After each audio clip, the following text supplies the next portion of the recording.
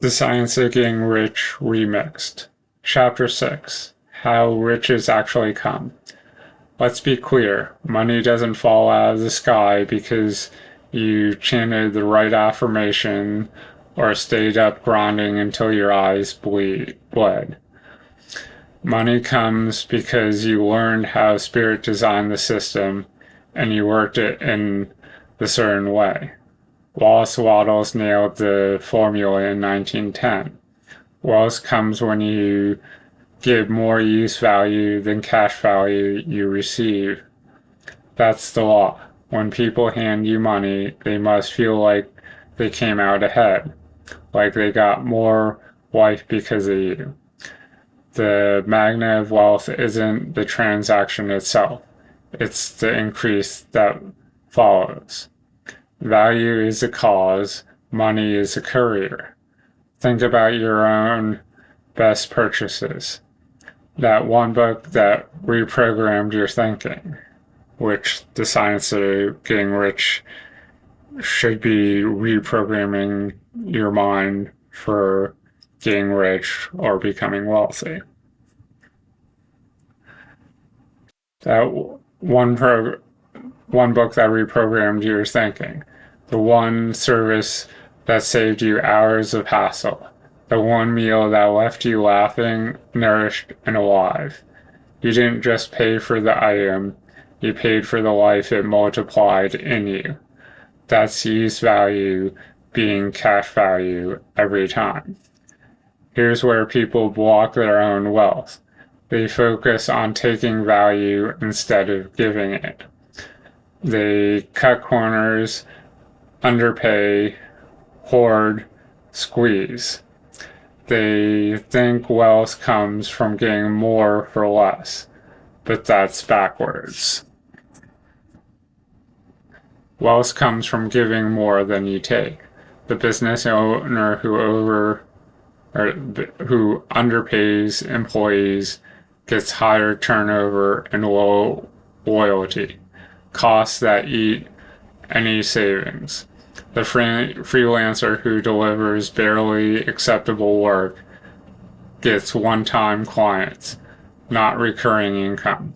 The person who hoards every penny blocks circulation, and Spirit can't pour it into a closed fist.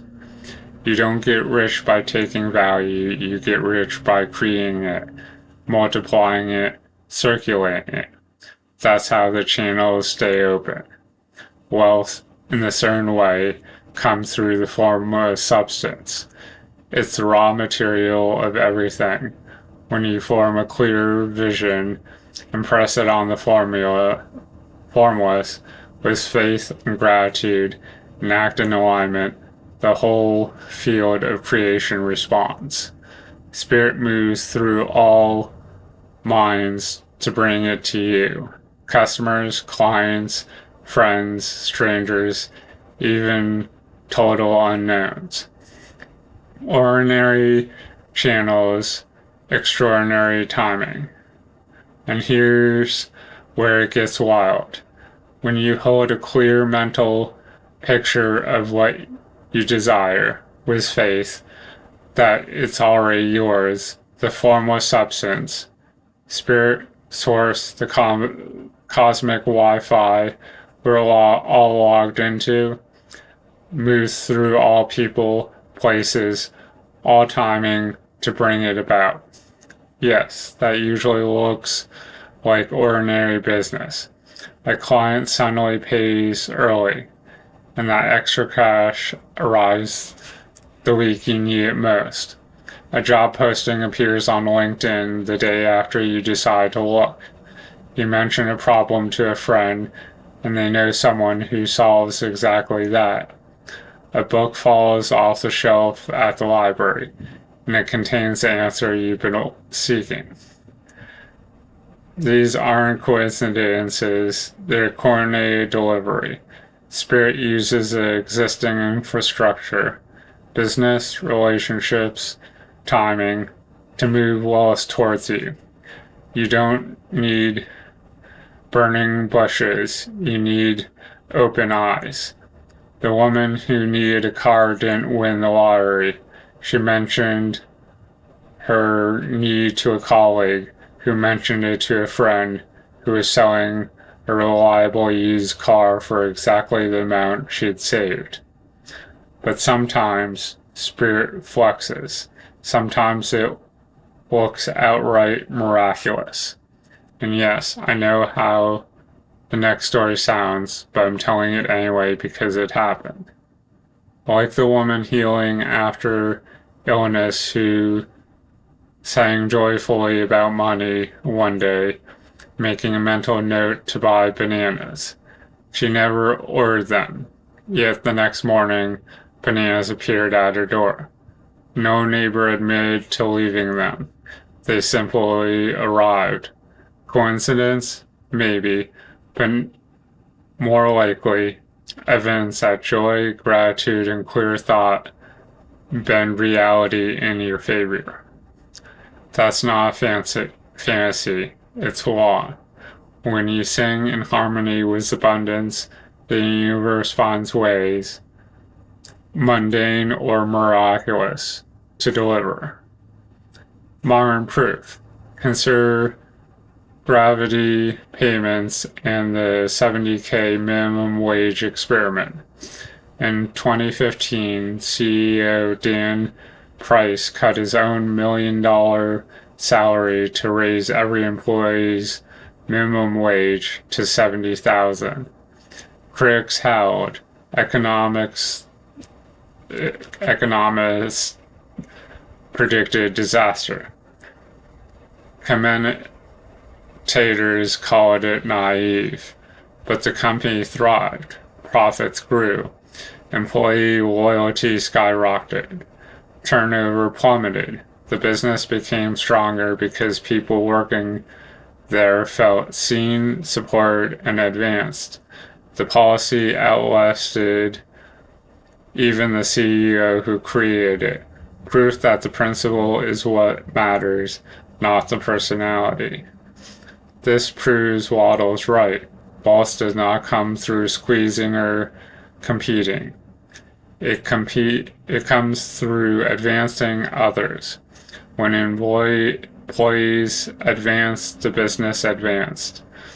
The act of giving more use value than cash value multiplied back in loyalty, profitability, and legacy.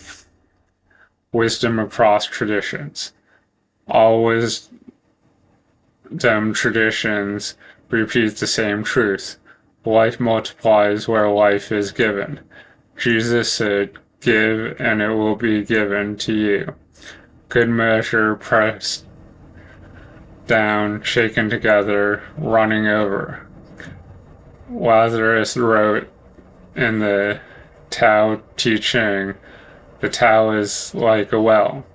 The more you use it, the more it flows. The Quran praises those who spend in ease and hardship as the ones who believed beloved of God. Across traditions, the refrain is the same. Move. The more you circulate, the more comes back.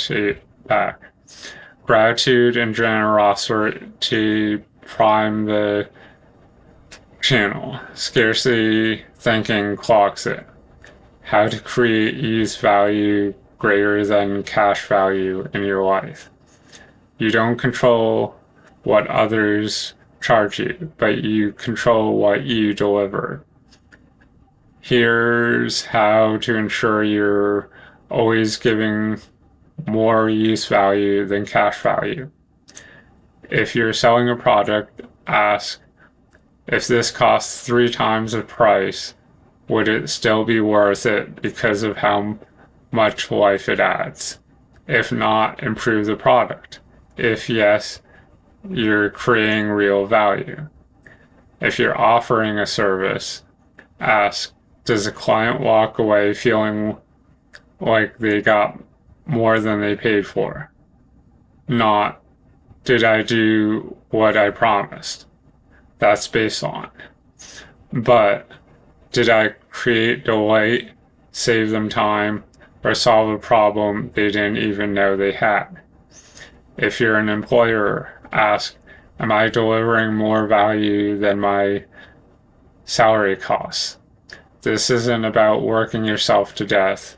It's about being the person the company would struggle to replace. Solve one problem nobody asked you to solve. That's use value exceeding cash value. The law doesn't care about your intentions. It responds to value created. Create more than you take, and wealth finds you. Take more than you create, and wealth leaves. So let's be crystal clear. Riches don't come by begging the government, undercutting competition, or flattering investors.